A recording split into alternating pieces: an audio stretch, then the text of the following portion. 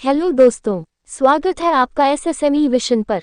क्या कोई सद्दाम की लाश को कब्र खोदकर निकाल ले गया? सद्दाम हुसैन के कंकाल के साथ हुआ क्या? क्या जॉर्डन में रह रही सद्दाम की बेटी चुपके से आकर अपने पिता की लाश साथ ले गई? 30 दिसंबर 2006 इसी दिन सुबह के वक्त इराक के तानाशाह सद्दाम हुसैन को फांसी दी गई थी। 1979 में इराक की सत्ता सद्दाम के हाथ में आई। 2003 तक वो इराक का तानाशाह बना रहा। 2003 में अमेरिका और ब्रिटेन ने इराक पर हमला किया। उनका कहना था कि सद्दाम खतरनाक हथियार बनाने में लगा है। सद्दाम हार गया, उसे पकड़कर उसके ऊपर मुकदमा चलाया गया।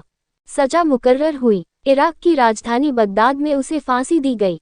फांसी के बाद अमेरिकी सेना के एक खास हेलीकॉप्टर में रखकर उसके लाश को अलवजा पहुंचाया गया। इसी गांव में सद्दाम पैदा हुआ था।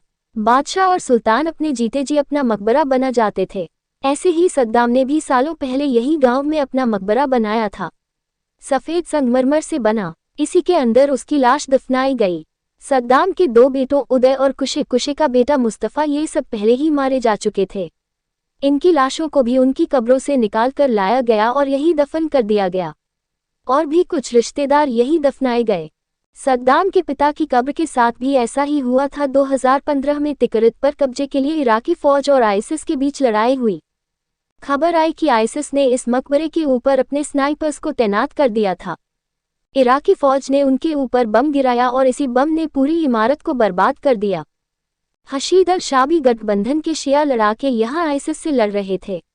उनका भी कहना है कि लड़ाई के दौरान मकबरा तहस नहस हो गया। कुछ लोगों का कहना है कि सद्दाम की बेटी हाला एक निजी विमान में बैठकर यहाँ आए। वो अपने पिता की लाश चुपके से अपने साथ जॉर्डन ले गई, मगर जानकार इससे इनकार कर रहे हैं। उनका कहना है कि हाला कभी लौटकर इराक नहीं गई।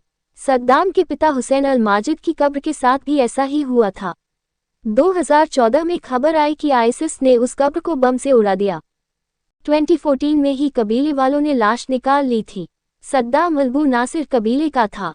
उसके कबीले वालों का कहना है कि लड़ाई के बाद शिया लड़ाकों ने मकबरे को तहस नहस कर दिया।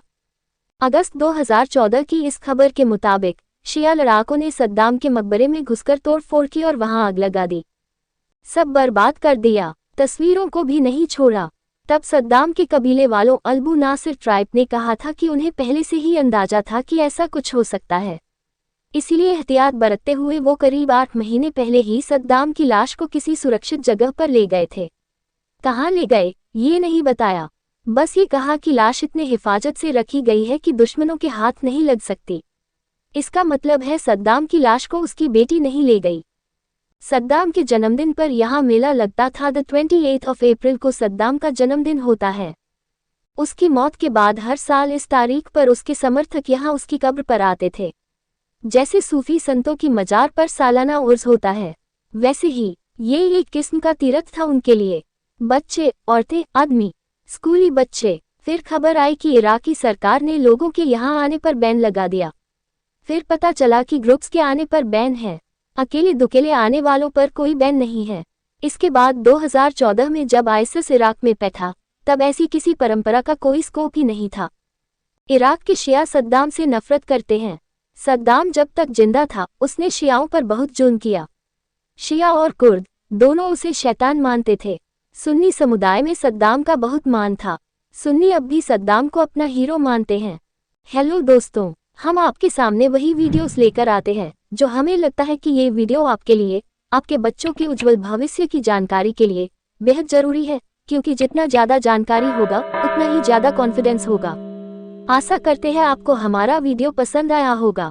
वीडियो पसंद आए तो वीडियो को लाइक करें, यूट्यूब चैनल एसएसएमई विशन को सब्सक्राइब करें और बेल आइकॉन को दबाना मत भूलें ताकि हम आपसे मिल सके सबसे पहले। धन्यवाद।